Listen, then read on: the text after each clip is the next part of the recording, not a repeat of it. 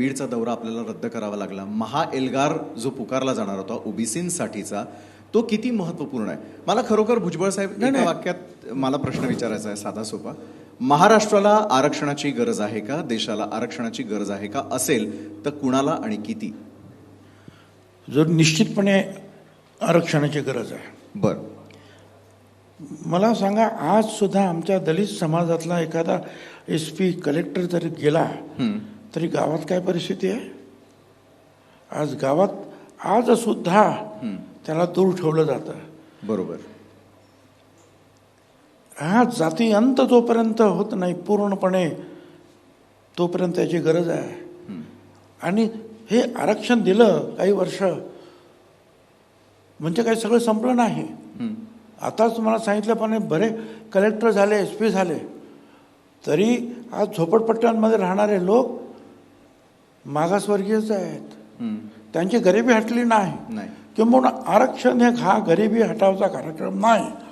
गरिबी हटवण्यासाठी शासन बाकीची सगळी मदत करते. शेतकऱ्यांना मदत करते, विद्यार्थ्यांना जी आहे जी काही मदत करायची आहे ती तर OBC ची मदत आहे ती तर त्यांना मिळतेच आहे, बाकीच्यांना अधिक त्यापेक्षाही जास्त मदत मिळते आहे. त्यामुळे ती मदत तर सगळ्यांना मिळते आहे. परंतु हे आरक्षण जे आहे हे बाबासाहेब आंबेडकरांनी, खरं म्हणजे हे महात्मा ज्योतिराव फुल्यांनी त्यावेळेला सुरू केलं. आणि त्यावेळेला त्यांनी पाहिलं की प्रत्येक क्षेत्रामध्ये किंवा सरकारी कचेऱ्यांमध्ये काय आहे, आणि मग त्यांनी असं ठरवलं की नाही, कामे द्यावे वाटून जातीच्या प्रमाणात, असं त्यांनी म्हटलं. दॅट इज आरक्षण. आणि मग ते आरक्षण जे आहे ते पहिल्यांदा जे शाहू महाराजांनी दिलं कोल्हापूर संस्थानामध्ये त्यांच्या वाढदिवसाच्या निमित्तानं. नंतर ज्या बाबासाहेब आंबेडकर जे महात्मा फुल्यांना गुरु मानत होते, ज्या वेळा त्यांना ती संधी मिळाली संविधान लिहिण्याची, आणि त्यांनी ते एकट्याने लिहिलं.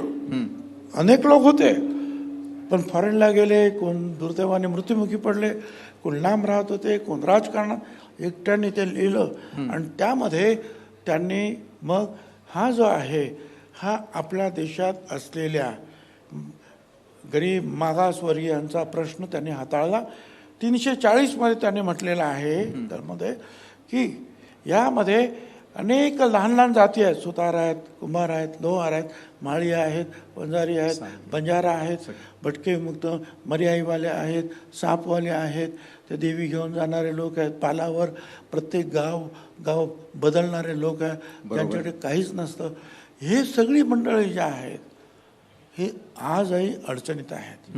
त्याच्यामुळे आयोग निर्माण करून त्यांना एक विशिष्ट वेगळी मदत देण्याची आवश्यकता आहे. बरं, ती केलं गेलं नाही त्यावेळेला. म्हणून त्यांनी जे राजीनामा दिला भारत सरकारचा, त्यातल्या 3-4 कारणामध्ये हे एक प्रमुख कारण होतं.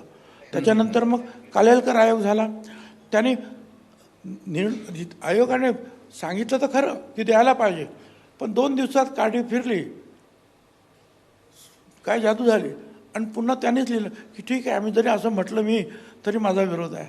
त्याच्यानंतर मंडल आयोग आल्यानंतर 10 वर्ष तो दाबून ठेवण्यात आला आणि VP सिंगांनी बाहेर काढला.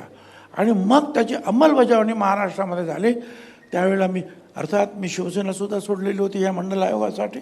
आणि मग सुदैवानं जे आहे पवार साहेब मुख्यमंत्री आणि मी मंत्री होतो, त्यावेळेला त्यांनी जालन्याच्याच जाहीर सभेमध्ये सांगितलं की आमची मागणी होती त्याप्रमाणे मंडल आयोगाची अंमलबजावणी करेल. त्याप्रमाणे त्यांनी ते केली. आता प्रश्न असा आहे की